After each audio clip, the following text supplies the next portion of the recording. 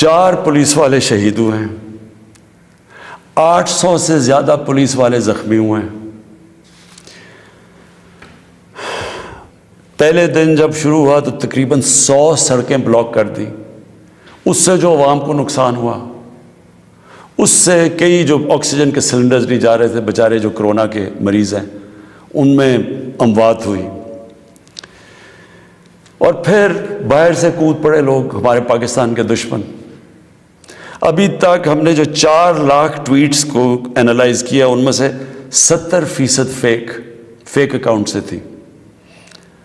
مثلا پروپیگنڈا، جس طرح یورپین یونین کی ڈس انفارمیشن لیب نے جب بتایا کہ ہندوستان کی کوئی 600 سائٹس ہیں، فیک سائٹس، میڈیا سائٹس، جس سے وہ فیک نیوز اور پروپیگنڈا کر رہے ہیں پاکستان کے خلاف، تو یہاں بھی ہمیں پتہ چلا کہ 380 ہندوستان کے انڈیا کے گروپ تھے جو کہ واٹس ایپ سے فیک نیوز چلا رہے تھے کہ سول وار ہو گئی پاکستان میں۔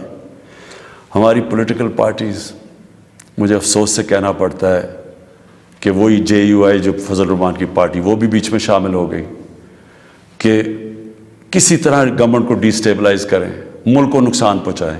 ساتھ وہ نون لیگ۔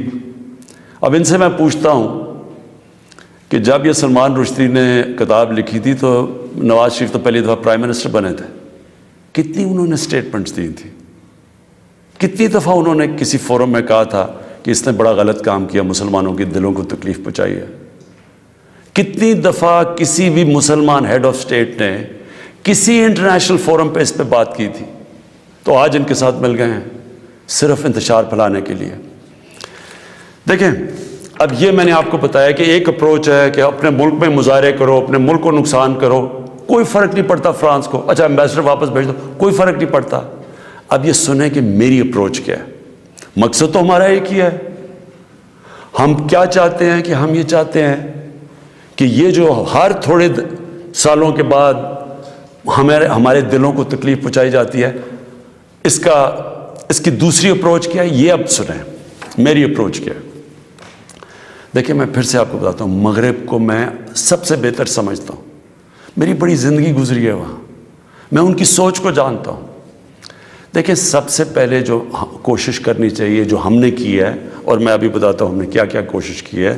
اچھا، میں یہ ذرا پہلے بتا دوں، سب سے پہلے جون 2019 میں 14ویں جو سمٹ تھی OIC کی، وہ پہلی دفعہ جا کے میں نے اسلاموفوبیا کی بھی بات کی، اور میں نے یہ بات کیا کہ جو مغرب کے اندر ہمارے پیارے نبی کی بے حرمتی کی جاتی ہے، کہ ہم سب مسلمان ملکوں کو مل کے ہم ایک پلان کرنا چاہیے، کہ اکٹھا اپروچ کرنا چاہیے، کہ ان کو سمجھانا چاہیے مغرب کو۔ دوسرا، میں نے پھر جب سپٹمبر 2019 میں یونائٹڈ نیشنز کی جنرل اسمبلی میں گیا، ادھر میں نے یہ اٹھایا، دونوں چیزیں، اسلاموفوبیا کی بھی بات کی۔ اسلاموفوبیا کا کیا مطلب ہے؟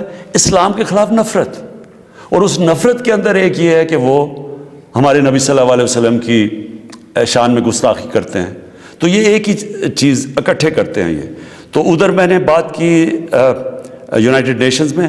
پھر اگلے سال جو 2020 میں یونائٹڈ نیشنز کی جنرل اسمبلی ہوئی، پھر میں نے اسلاموفوبیا کی بات کی، اور میں نے کہا کہ یہ کس طرح 1.25 ارب لوگوں کو تکلیف پہنچائی جاتی ہے۔ پھر یونائٹڈ نیشنز کی ہیومن رائٹس باڈیز کے اندر اور کمیشن میں میری گورنمنٹ نے مسلسل اسلاموفوبیا کی بات کی۔